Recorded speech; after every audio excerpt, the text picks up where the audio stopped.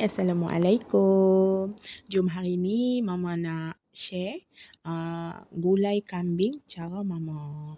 Cara mudah-mudah saja, yang penting tetap rasa sedap. Gulai kambing ni hari ni Mama makan dengan nasi minyak. Lepas tu ada acar timun, acar mentah ni lah, timun dengan nenah ni. Tengok ni. Kuah dia pekat-pekat macam tu kan. Makan dengan nasi. Lepas tu gu sikit dengan acar tu. Memang ancam. Okey, jom kita buat. Okey, mula-mula. Mama lupa tadi nak record. Okey, bawang besar, bawang putih halia. Kita blend. Lepas tu kita tumis. Hampa nak hirih bawang putih dengan bawang merah nak tumis pun boleh. Kalau nak terus tumis yang kita blend tu saja pun tak apa. Okey, kita tumis sekali daun kari, kayu manis dengan bunga lawang. Lepas tu kita masak rempah ni sampai pecah minyak. Kalau nak guna minyak banyak pun boleh. Tapi Mama kalau buat gulai kambing, Mama tak mau minyak banyak sangat sebab sagi kambing tu dia akan keluar minyak original daripada kambing tu kan. Mama tak maulah saya minyak berlenang sangat tu. Mama tak apa suka. Okey, rempah kita ni dah masak elok. Kita nampak macam dia pecah minyak kan. Dah bau wangi macam tu.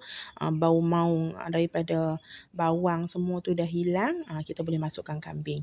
Kambing ni Mama dah celok sebelum tu. Dah buang selapis dia punya ayak tu. So, dia tak ada lah berlemak teruk sangat.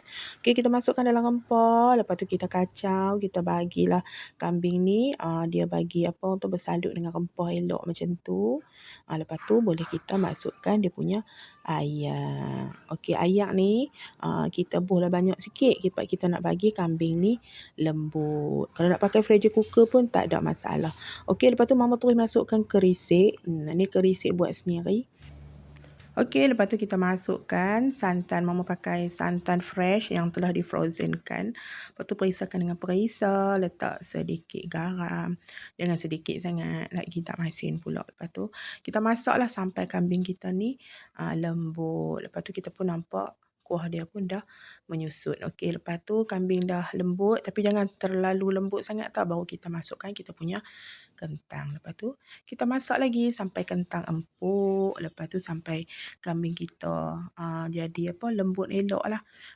Kalau nak bagi dia naik minyak, kita boleh slow api, pakai api kecil saja biar dia merenes lagi, minyak dia akan naik. Tapi kalau tak makan kambing, boleh gantikan dengan tulang daging, lagi sedap untuk orang yang penggemar daging. Okey, dah siap, jom kita hidang. Kita cedoklah isi, cedok kentang, cedok kuah. Okey, sebelum terlupa, kalau ada daun ketumbang, ada cili hijau, bubuh lagi sedap dia beraroma. Mama ni apa yang ada saja Mama bubuh. Okey, dah siap. Kita ada gulai kambing, kita ada acar, lepas tu ni nasi minyak kita. Sehingga kita berjumpa lagi di lain video. Selamat mencuba. Bye.